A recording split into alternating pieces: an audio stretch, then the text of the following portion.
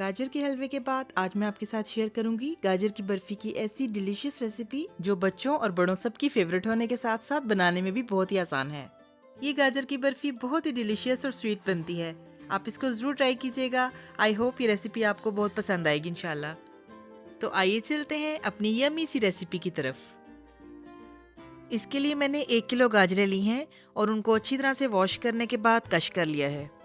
अब सबसे पहले हम खोया रेडी कर लेंगे। इसके लिए हम एक कढ़ाई में 1 लीटर दूध लेंगे। फिर हम इसमें 2 कप ड्राई मिल्क ऐड करेंगे और उसको अच्छी तरह से मिक्स कर लेंगे। इस पॉइंट पर फ्लेम को बिल्कुल लो रखना है। मैंने यहाँ पर नीडो का इस्तेमाल किया है।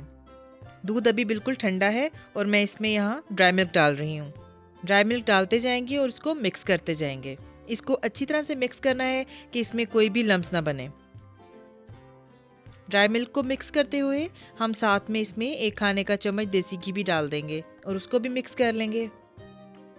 इसके बाद दूध को हम इतनी देर पकाएंगे कि वो थिक हो जाए, और कितना थिक करना है ये मैं आपको बताती हूँ। इस दौरान चम्मच मुसलसल हिलाते रहेंगे।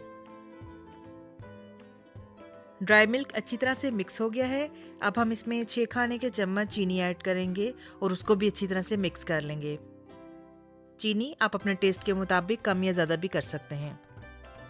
दूध गाढ़ा होना शुरू हो गया है, लेकिन अभी हमें इसको और भी थिक करना है। हम इसको तब तक थिक करेंगे जब तक कि खोया पैंदे को न छोड़ दे।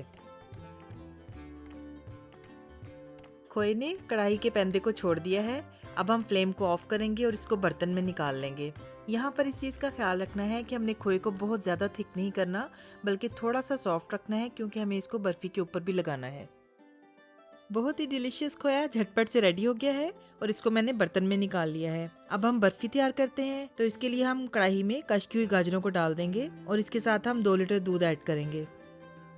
यहाँ पर मैंने डिब्बे का दूध यूज़ किया है, आप चाहें तो खुला भी यूज़ कर सकते हैं। गाजरों को दूध में अच्छे से मिक्स करेंगे और मीडियम फ्लेम पर इसको पकने देंगे। हम इसको इतनी देर तक पकाएंगे कि दूध रिड्यूस हो जाए। दूध काफ़ी हद तक रिड्यूस हो चुका है। अब हम इसमें 1 कप ड्राई मिल्क ऐड करेंगे और उसको अच्छी तरह से मिक्स कर लेंगे।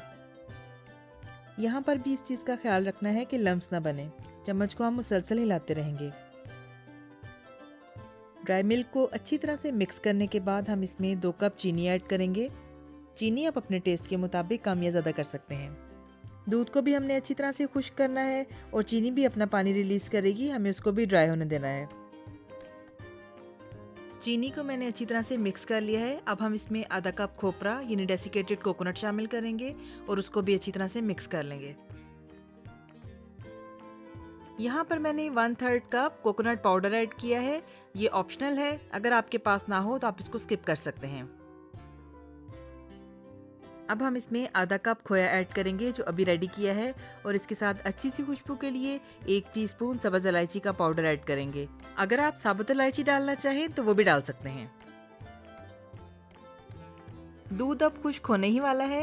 ये देखिए बबल्स बन रहे हैं। अब हम इसमें 4 खाने के चम्मच देसी घी ऐड करेंगे। अगर देसी घी ना हो तो डालडा घी ऐड कर सकते हैं। घी डालने के बाद हम तब तक भूनेंगे जब तक घी सेपरेट ना हो जाए। ये गाजर की बर्फ़ी बहुत ही डिलीशियस और स्वीट बनती है। आप इसको ज़रूर ट्राई कीजिएगा। आई होप ये रेसिपी आपको बहुत पसंद आएगी इंशाल्लाह। और मुझे कमेंट करके अपनी फ़ीडबैक ज़रूर दीजिएगा। मुझे आपकी फ़ीडबैक का इंतज़ार रहेगा। गाजरें बहुत अच्छे से भुन चुकी हैं। अब लास्ट में हम इसमें 1 टेबलस्पून देसी घी डाल लेंगे ताकि प्यारी सी शाइन आ जाए। यानी हमने टोटल 5 टेबलस्पून घी शामिल करना है, जिसमें से 1 टेबलस्पून मैंने लास्ट में डालने के लिए रख दिया था। बर्फ़ी ने पैंदे को छोड़ दिया है और घी भी सेपरेट हो गया है। अब हम फ्लेम को ऑफ करते हैं और इसको दूसरे बर्तन में शिफ्ट करते हैं। यहाँ पर मैंने बर्फ़ी को ट्रे में शिफ्ट करने से पहले ट्रे को मेल्टेड देसी घी के साथ ग्रीस कर लिया था, और इसके बाद बर्फ़ी को डालने के बाद उसे स्पैचुला से अच्छी तरह से प्रेस करके स्मूथ कर दिया है।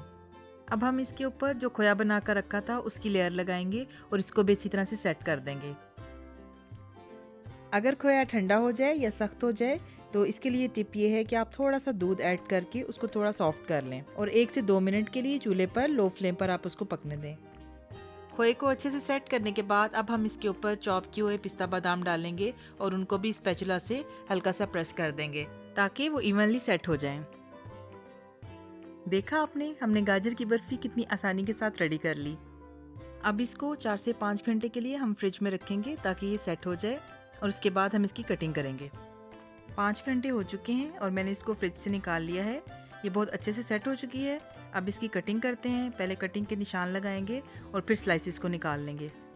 तो बर्फ़ी को पीसेस में काटने के बाद फिर मैं आपको दिखाती हूँ। जी तो व्यूअर्स, कहिए कैसी लगी आपको आज की रेसिपी? रेसिपी अच्छी लगी हो तो जायकों की दुनिया को लाइक करना और सब्सक्राइब करना मत भूलिएगा। और इस रेसिपी को अपनी फैमिली और फ्रेंड्स के साथ ज़रूर शेयर कीजिएगा। इसके साथ ही मुझे इजाज़त दीजिए। अल्लाह ताला आप सबको भी और हमें भी ईमान, सेहत और सुकून की बेहतरीन हालत में रखें और दुनिया और आखिरत में इज़्ज़त अता फरमाए। आमीन। अपना बहुत ख्याल रखिएगा, हमें भी दुआओं में याद रखिएगा। मिलते हैं नई और मज़ेदार रेसिपीज़ के साथ। अल्लाह हाफिज़।